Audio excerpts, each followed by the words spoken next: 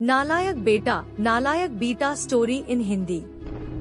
माँ बाप अपने बच्चों से बहुत सी उम्मीदें रखते हैं और अपनी उम्मीदों के अनुरूप अपने बच्चों को शिक्षा देते हैं, लेकिन कई बार कुछ बच्चे अपने माता पिता की सोच से परे अलग ही दिशा में अग्रसर होते हैं। नालायक बेटा ऐसे ही एक लड़के की कहानी, मजेदार कहानियाँ इन हिंदी है, जिसका नाम मोहन था। मोहन स्वभाव से लापरवाह किस्म का लड़का था, इसलिए वह अपने हर काम बिगाड़ लेता था, जिसका खामियाजा उसे और उसके माता पिता को भुगतना पड़ता था। मोहन के माता पिता को मोहन के भविष्य की चिंता हमेशा बनी रहती थी।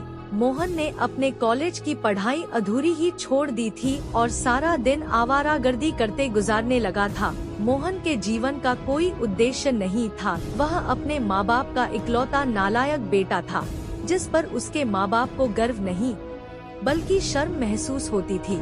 हालांकि इस बात से मोहन को कोई खास फर्क नहीं पड़ता था। एक दिन मोहन के पापा उसे बाजार से सामान लाने को कहते हैं, जिसके लिए मोहन को कुछ पैसे और सामान की लिस्ट देकर अपने काम पर चले जाते हैं।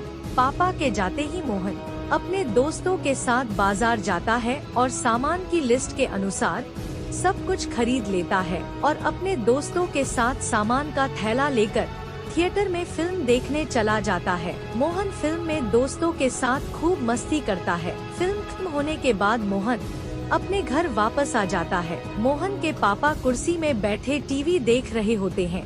वह मोहन से सामान के बारे में पूछते हैं। मोहन तुरंत अपने खाली हाथ देखता है और घबरा जाता है, क्योंकि सामान का थैला उसके हाथ में नहीं होता। वह पापा से कहता है, पापा मैंने थैला अपने दोस्तों को दे दिया है, आप चिंता मत करिए, कल मैं थैला ले आऊँगा। मोहन ने थैला खो दिया था। इस बात से उसे रात भर नींद नहीं आती। सुबह होते ही मोहन अपने पापा के उठने से पहले ही अपने दोस्तों के घर पहुंच जाता है और उनसे अपना थैला ढूंढने के लिए मदद मांगता है। मोहन के सभी दोस्त उसी थिएटर पहुंचते हैं जहां वह फिल्म देखने गए थे। मूवी थिएटर वाला उन्हें बताता है कि कल मूवी शो हाउसफुल था, इसलिए दर्शकों की बहुत भीड़ थी। थैले के बारे में पता लगाना बहुत मुश्किल होगा। मोहन बहुत निराश हो जाता है। वह अपने दोस्तों से कहता है, अगर यह सामान नहीं मिला तो मेरे पापा बहुत नाराज होंगे। मोहन के दोस्त उसकी मदद करना चाहते हैं, इसलिए वह सभी थोड़ा थोड़ा पैसा मिलाकर मोहन को दे देते हैं और कहते हैं। मोहन दोबारा से वही सारा सामान खरीद कर पापा को दे देते हैं। दोस्तों की मदद मिलते ही मोहन खुश हो जाता है और दोबारा लिस्ट के अनुसार सामान खरीद कर घर चला जाता है। इस बार तो मोहन की गलती पर उसके दोस्तों ने पर्दा डाल दिया था, लेकिन जिंदगी के और भी मुकाम अभी आना बाकी थे। मोहन के पिता अपने एक दोस्त से मोहन की नौकरी के लिए सिफारिश लगवाते हैं, जिसकी वजह से मोहन को एक अच्छे कारखाने में मशीन ऑपरेटर की नौकरी मिल जाती है। हालांकि मोहन नौकरी नहीं करना चाहता, लेकिन वह कुछ दिनों तक अपने पापा की खुशी के लिए कारखाने काम पर जाने लगता है। मोहन को कारखाने में काम करने में कुछ ही दिनों में आलस आने लगता है और वह अपने काम में लापरवाही करना शुरू कर देता है। एक दिन मोहन की ड्यूटी सुबह 6 बजे से होती है। देर रात तक जागने की वजह से मोहन की नींद पूरी नहीं हो पाती, इसलिए वह कारखाने पहुंचकर कुर्सी में बैठे बैठे सोने लगता है। उसी समय मोहन के सुपरवाइजर उसे मशीन का रॉ मटेरियल वेस्टेज चैम्बर खोलने को कहते हैं, जिसे एक बटन दबाकर खोला जाता था। मोहन नींद में मशीन को चालू करने का बटन दबा देता है, जिसकी वजह से एक मजदूर का हाथ मशीन के बेल्ट में दबकर टूट जाता है। हादसा होते ही फैक्ट्री में अफरा तफरी मच जाती है। मजदूरों का हुजूम मशीन के आसपास उमड़ पड़ता है। कहानी में और आगे बढ़ने से पहले आप प्लीज चैनल को सब्सक्राइब कर दो। यदि यह वीडियो लड़की की होती तो सभी चैनल को सब्सक्राइब करते। आप सभी से हाथ जोड़कर विनती है कि आप प्लीज चैनल को सब्सक्राइब कर दो। लोगों की चीख पुकार सुनकर मोहन की नींद उड़ जाती है। वह अपनी कुर्सी से उठकर भीड़ के साथ भागने लगता है। तभी मोहन को पता चलता है कि उसकी गलती की वजह से ही मजदूर का हाथ टूटा है। अचानक उसे घबराहट होने लगती है, उसका शरीर कांपने लगता है। वह भीड़ से मुंह छिपाते हुए अपने घर भागता है और घर पहुंचकर अपने पापा से सारी बात कह देता है। मोहन के पापा का गुस्सा 7वें आसमान पर चला जाता है। वह पहले से ही मोहन को नालायक बेटा मानते थे और अब मोहन ने इतनी बड़ी गलती कर दी थी जिसके लिए उसे जेल भी जाना पड़ सकता था। वह गुस्से में मोहन को घर से निकाल देते हैं।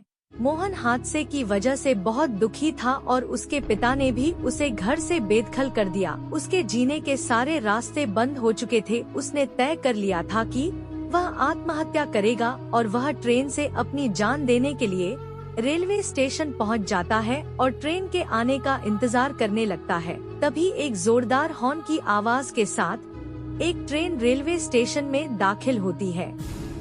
ट्रेन के आते ही मोहन अपनी जगह पर खड़ा हो जाता है और पटरी में कूदने का मन बना लेता है। जैसे जैसे ट्रेन पास आती है, मोहन की धड़कनें बढ़ने लगती हैं और जैसे ही ट्रेन मोहन के करीब पहुंचती है, वह आत्महत्या करने के लिए ट्रेन के सामने छलांग लगा देता है।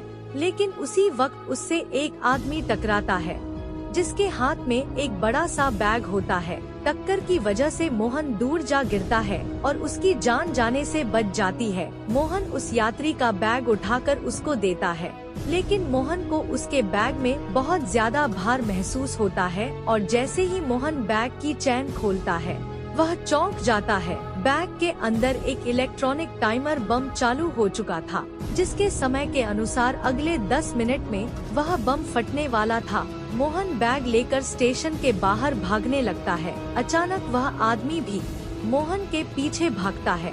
हड़बड़ाहट में मोहन का संतुलन बिगड़ जाता है और वह रेलवे प्लेटफॉर्म के फर्श में गिर जाता है। उसी वक्त वह आदमी मोहन के पीछे भागते हुए उसके पास पहुंच जाता है और अपना बैग उठा लेता है, लेकिन उसकी किस्मत बुरी होती है क्योंकि रेल पुलिस के जवान वहां पहुंच चुके होते हैं और उन्हें देखकर मोहन जोर जोर से बैग की तरफ इशारा करके बॉम्ब बॉम्ब चिल्लाने लगता है।